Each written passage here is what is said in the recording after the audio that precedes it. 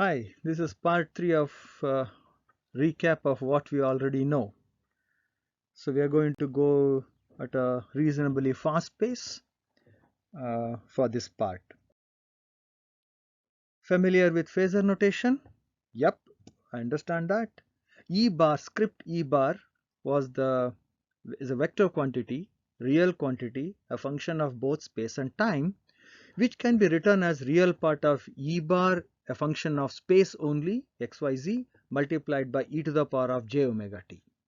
This quantity E bar is known as the complex phasor, and you are probably familiar with phasor in electrical circuit theory, where it was a scalar phasor, but here E bar is a complex phasor. So it is a function of both uh, space, and it has a direction as well. It's a vector quantity. Uh, as we go along, we will get more and more familiar with this concept. What we are trying to do is write all those equations that we have learned in terms of phasor representation. So we assume e to the power of j omega t notation, and let us take one of the Maxwell's equation, for example, the Ampere's law, and express all those real quantities in terms of phasors. For example, script h bar is real part of h bar e to the power of j omega t, and so on. We have a quantity here, real part of del by del t of d e to the power of j omega t. Since d is a phasor, not a function of time, differentiation, it will come out of differentiation. So we are going to only differentiating e to the power of j omega t with respect to time, and hence we have j omega d e to the power of j omega t. Since this del cross is a linear operator, we can take out the real part outside that operator, and we have real part of something is equal to real part of something. Oh, it is not something, it is something multiplied by e to the power of j omega t. That's the beautiful part. So if you have real part of a e to the power of j omega t equal to real part of b e to the power of j omega t, then a is equal to b. It's very easy to show this. For example, choose some time t equal to 0, omega t equal to 0, let us say. Then we have real part of a equal to real part of b. Choose omega t equal to pi by 2. You get a e to the power of j pi by 2. Real part of a e to the power of j pi by 2 will be imaginary part of a, which will be equal to imaginary part of b. Therefore, a equal to b. Uh, Try it out, expand it, try it out. In case you don't understand it, we'll discuss it on Monday. And hence we have the very famous familiar result, del cross h equal to j plus j omega d bar. Now what happens is, if you have a time dependent form of equation, and if you go into the phasor representation, derivative with respect to time will get converted to j omega j omega, and the e to the power of j omega t is suppressed. We know that it exists. Whenever we want to find the real quantity, what we do is the complex phasor is multiplied by e to the power of j omega t, and we take the real part of it, and we get the real vector value for that field. Now, the Maxwell's equation in phasor notation, we are all familiar with it. I'm just showing it to you so that it will jog our memory, and all these equations are available to us in one place. I'm not even going beyond this point. Similarly, the boundary conditions can also be written in terms of phasor notation. Once again, straightforward.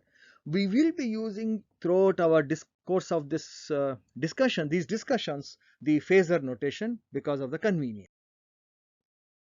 Now, some special cases of boundary condition on the surface of a perfect conductor. What happens? Oh, let's define a perfect conductor or a perfect electric conductor. Fields are 0, E1 is 0, H1 is 0.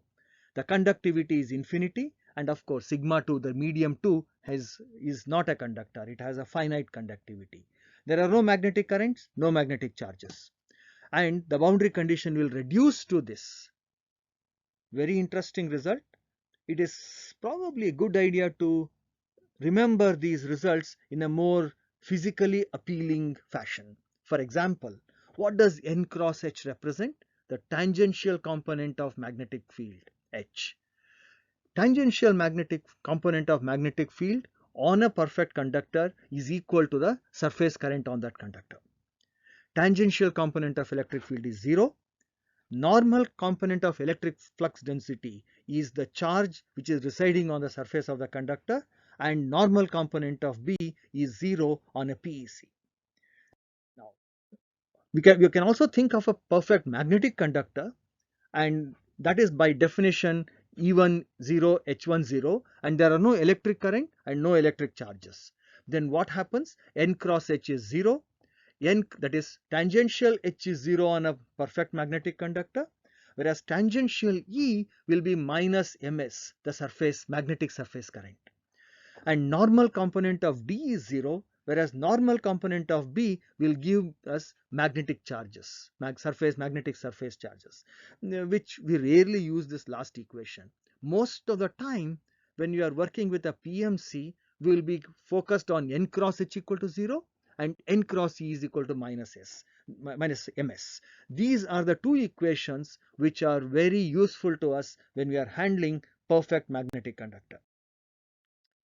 Now we can talk about power and energy in phasor notation.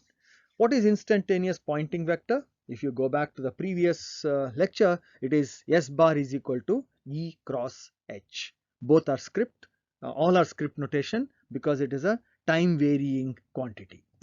Now, if we represent this time varying quantities in terms of phasors, we can write E and H as real part of E to the power of j omega t and real part of H e to the power of j omega t.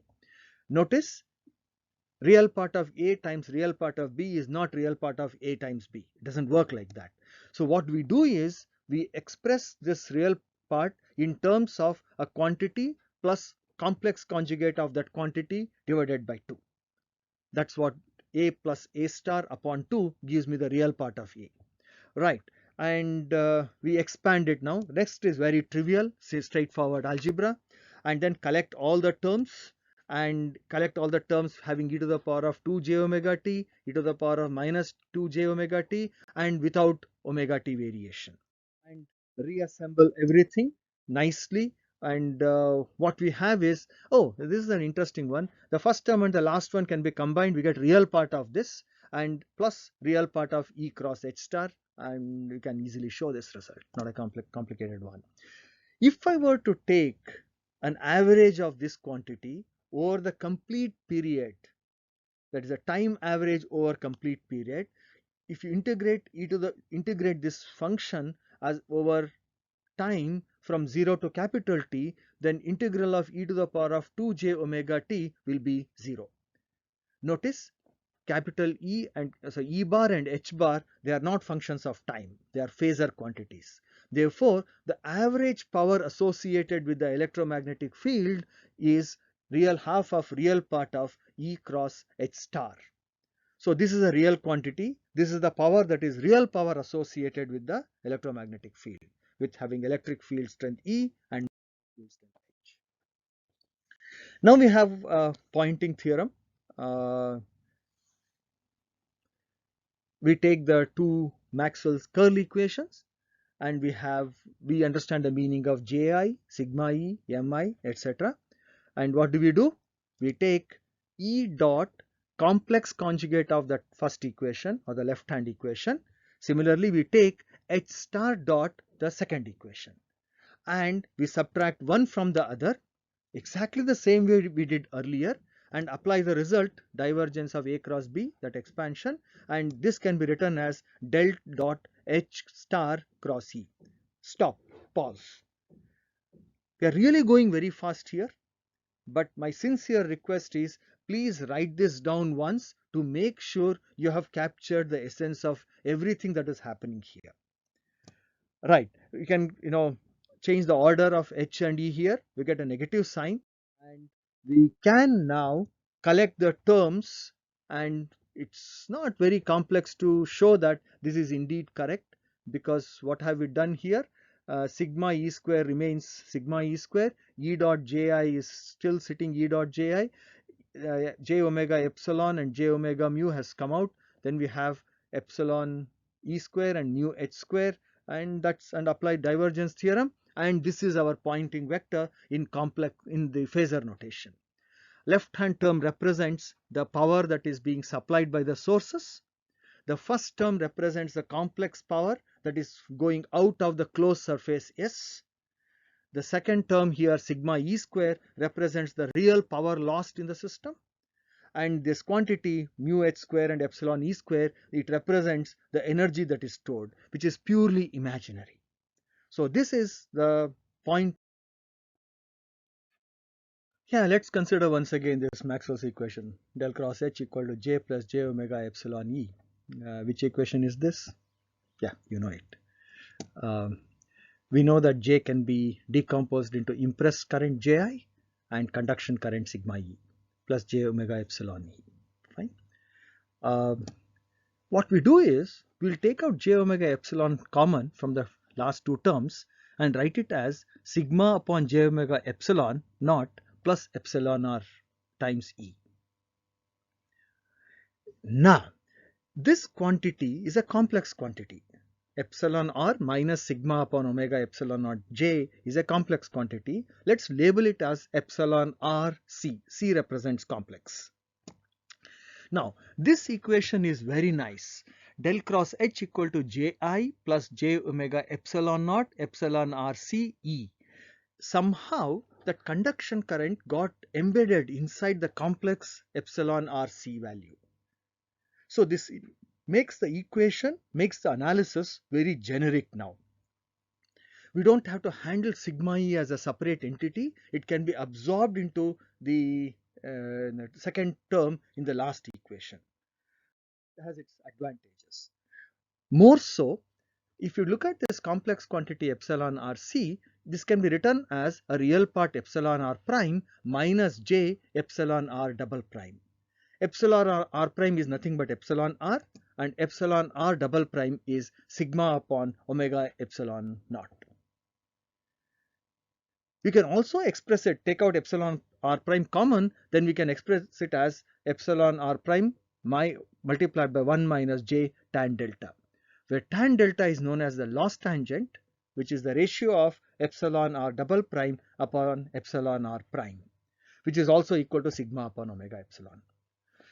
So if you have a material, a real material, which has certain permittivity, epsilon r prime or epsilon r, and has certain loss or some conductivity sigma, and we are operating at some frequency omega, then we can express this material in terms of epsilon r, sigma and omega, or we can express the property of the material as epsilon r prime and epsilon r double prime, or you can represent it as epsilon r prime and tan delta.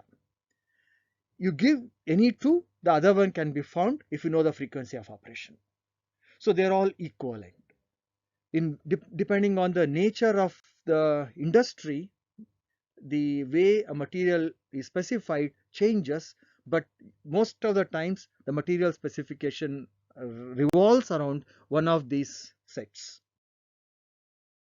We can classify a material as a good conductor or a lossy dielectric, or predominantly a dielectric, based on the values of epsilon r prime and epsilon r double prime, or sigma and epsilon r. We'll look at it, how it happens. Again, let's go back to this equation. JCD, which represents both conduction current and displacement current, is J omega epsilon naught epsilon RC, a complex quantity, E bar. Now we can take out epsilon, we can put the definition or value of epsilon RC in this equation and rearrange the terms. And now you see something interesting. If sigma upon omega epsilon naught epsilon R is very much greater than 1, then JCD is purely real. JCD will be sigma times E. The material behaves more like a conductor.